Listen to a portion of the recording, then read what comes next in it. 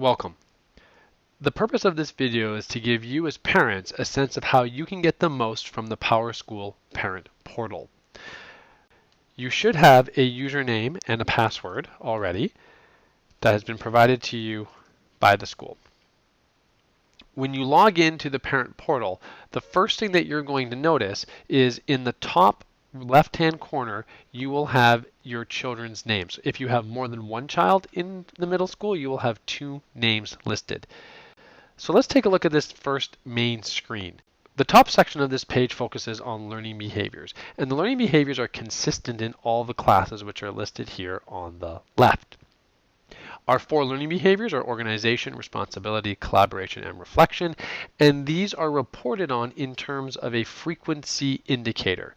So you'll see consistently, frequently, occasionally, and sometimes even rarely. The second part here is the academic standards, and these are listed out once again by course, and over here on the right is a quality descriptor of how your child is performing in relation to the standards that are listed.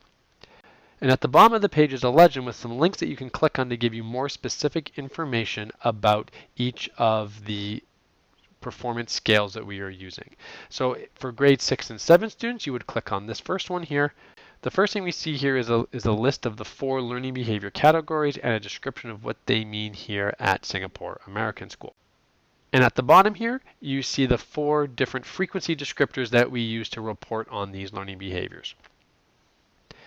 The second part here focuses on the academic performance scale, and you'll see the performance standards listed here in the left-hand column. You'll see more adult focused descriptor in the middle, and then a student descriptor that is simplified over here on the right. A big thing to kind of keep in mind with both of these is our target for middle school students for learning behaviors is frequently. We expect all students to be able to demonstrate these learning behaviors on a frequent basis. We understand that they're middle schoolers and that consistent might not be appropriate for all students all the time. Likewise, with the academic performance scale, our expectation for all students is that they meet expectations, which means I know the content just the way my teacher taught it. Of course, we want to be able to demonstrate an exemplary understanding in students, and once students have met expectations, we will continue to help them develop an exemplary level of understanding. Back to that main page, we have our learning behaviors and we have our academic standards. The first thing that I would do on this page if I was having a conversation with my child is I would look for things that do not match what we expect. So in the terms of learning behaviors, I would look and say, okay, RLA, consistent, consistent, consistent, consistent, looks great, and I would continue to do so. But the one thing I notice is that French is occasional, and that would be something that I would want to have a conversation about with my child. So to help you do that, we've actually constructed some sort of sentence prompts that you could use to engage your child in conversation. So for example, I might start off by asking my child, hey, what are you doing to be so organized and responsible in RLA? Focus on the positive, and then see if they can generalize and transfer that to, well, why do you think your responsibility was only occasionally in French class? This would provide an opportunity for students to recognize that they do have the tools to be responsible because they're demonstrating it in many of their other classes, and hopefully then they can transfer that to what they're doing in classes where maybe they're not having the same level of success. Likewise, now I look at my academic standards, and I look down here on the right, and I see my meets expectations, exemplary approaches, and so on. One thing to keep in mind is that if you have a child who is in 8th grade, these words are replaced by the letters A, B, C, D, and so on. So let's look at one class in particular. I'm going to look at Math 6 Plus. So I can see here the standards that have been assessed so far this semester in math have been the number system, and there's a specific description of what that means. In this case, read, write, and evaluate problems incorporating prime and composite numbers, common factors, and multiples. So when I click on that Math 6 Plus heading, it will actually take me to a detailed description of what is happening in that particular class. So this is now a more detailed look, and you may want to look at this all the time with your child, and you may only want to look at this if you feel that there's a something on that main page that gives you reason to want to sort of drill down to this deeper level. The first thing you see at the top here is the teacher's name. And then we can see a whole bunch of different things listed here. So let's get a sense of what these are. There will only be 3 categories that are listed. We'll have behavior, which refers to a particular learning behavior.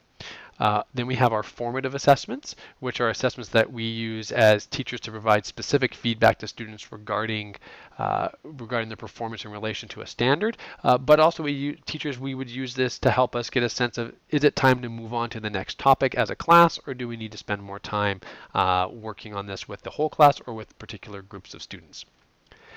So the first thing that I'm going to look at here is I'm actually going to look at my formative assessments. So if I look at my formative assessments, I can see that, here is the Unit 1 checkup. There's a description that's listed there. I can see that this was assessing the number system standard and that my child had an exemplary level of performance. I see that again on the second formative from here. I see that on the third formative, checkup 3. And by this point now as a parent, I should be getting a sense that my child's pretty strong in the area of the number system.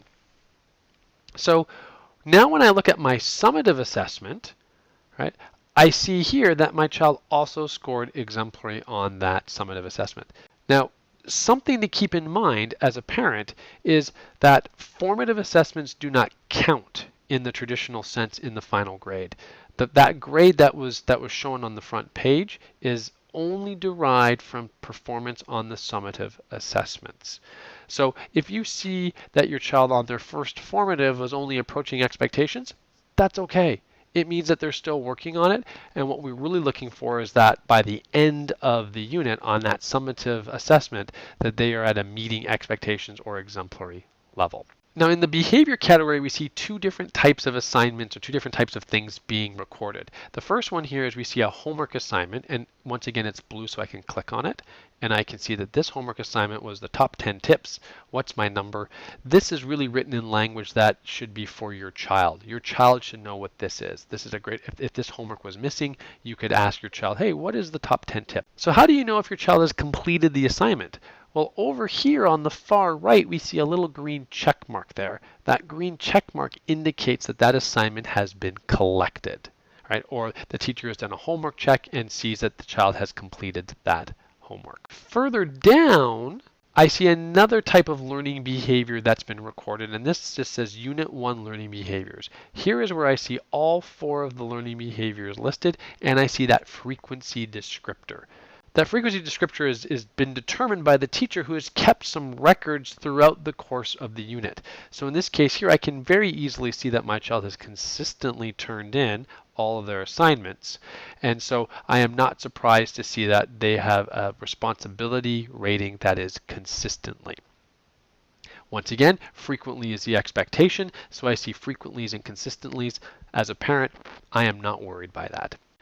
At the very bottom here, you can actually see another legend that actually explains that that green check mark means collected.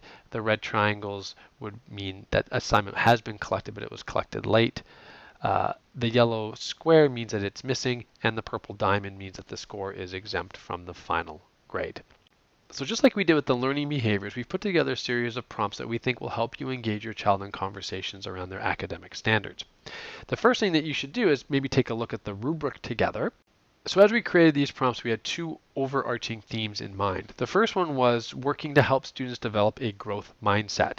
And so, for example, questions like, in which class do you work the hardest? It really is an opportunity for students to recognize that hard work and effort can lead to success. The second thing that we've really tried to work on is this notion of cognitive coaching, which is really the idea that if people suggest things themselves, they're much more likely to follow through on them than if they're told. So with that in mind, a lot of our questions encourage conversation. So an example of this might be the third question, which is, I noticed that you were late on a number of assignments. What can I do to help you with this? Or the question that is, what are some strategies that you use to prepare for your summative assessments?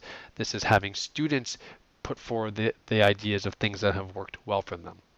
So in wrapping up, one of the things that we have found to be very effective is when parents and students make an agreement to look at PowerSchool together at a predetermined frequency.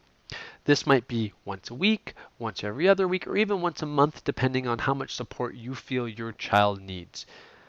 And hopefully by looking at PowerSchool together with your child and engaging them in positive conversations about their learning, your child will have a fantastic year. Thank you, and have a great year.